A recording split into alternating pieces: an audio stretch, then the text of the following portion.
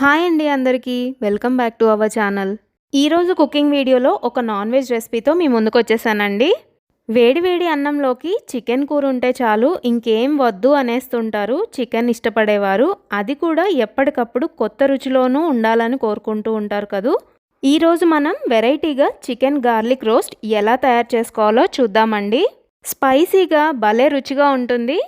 ముందుగా నేను ఇక్కడ 750 గ్రామ్స్ చికెన్ తీసుకొని ఉప్పు నీళ్ళల్లో వాసన రాకుండా బాగా వాష్ చేసుకున్నానండి. ఇలా కడిగి పెట్టుకున్న చికెన్ ముక్కల పైన పసుపు, ఉప్పు, అల్లం వెల్లుల్లి పేస్ట్, నిమ్మరసం వేసి మ్యారినేట్ చేసుకొని అరగంట సేపు పక్కన పెట్టుకోవాలండి. మీరు ఈ రెసిపీని బోన్లెస్ చికెన్తో అయినా చేసుకోవచ్చు, విత్ బోన్తో కూడా చేసుకోవచ్చండి. ఇప్పుడు మసాలా ప్రిపేర్ చేసుకుందాం. 2 టేబుల్ స్పూన్ల ధనియాలు, 1 టేబుల్ స్పూన్ మిరియాలు, 1 టేబుల్ స్పూన్ జీలకర్ర, 1 టేబుల్ స్పూన్ సోంపు, అలాగే చిన్న ముక్క దాల్చిన చెక్క, యాలుకలు 4, లవంగాలు 5, కారం 2 టేబుల్ స్పూన్లు. ఇవన్నీ మిక్సీలో బరకగా గ్రైండ్ చేసుకోవాలి. తర్వాత 10 నుంచి 15 వెల్లుల్లి రెబ్బలు కూడా వేసుకొని గ్రైండ్ చేసుకోవాలి. ఈ మసాలా పౌడర్ని బౌల్లోకి తీసుకొని పక్కన పెట్టేయండి. ఇప్పుడు స్టవ్ మీద కడాయి పెట్టుకొని 3 లేదా 4 టేబుల్ స్పూన్ల ఆయిల్ వేసేసుకోవాలి. ఈ వేపుడికి కొద్దిగా ఆయిల్ ఎక్కువే పడుతుందండి, ఎందుకంటే నాన్ వెజ్ కదండి, ఆయిల్ ఉంటేనే బాగుంటుంది.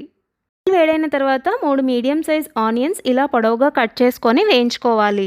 ఉల్లిపాయ ముక్కలు ఇలా లైట్ గోల్డెన్ కలర్ రావాలండి.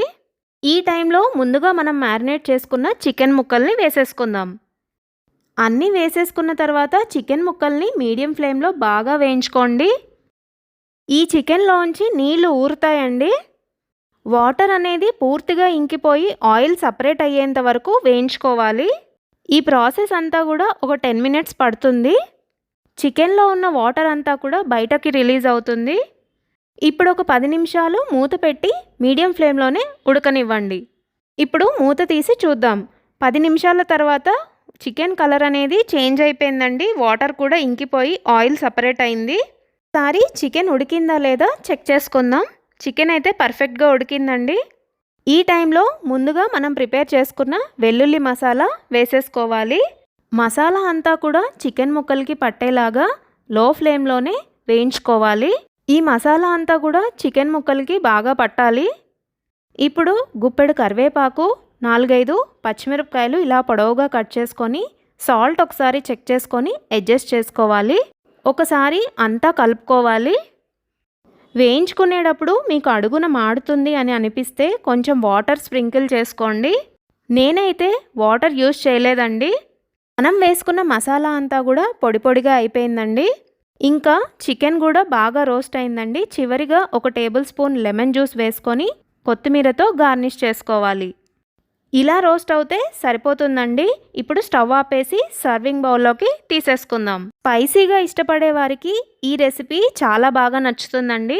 ఎవరైనా కూడా ఇష్టంగా తినేస్తారండి, అంత బాగుంటుంది. మీరు కూడా ఒకసారి ఇలా ట్రై చేసి ఎలా వచ్చిందో నాకు కామెంట్ చేయండి. ఈ వీడియో కనుక మీకు నచ్చినట్లయితే తప్పకుండా లైక్ చేసి, షేర్ చేసి, సబ్స్క్రైబ్ చేయండి. మరొక వీడియోలో కలుద్దాం.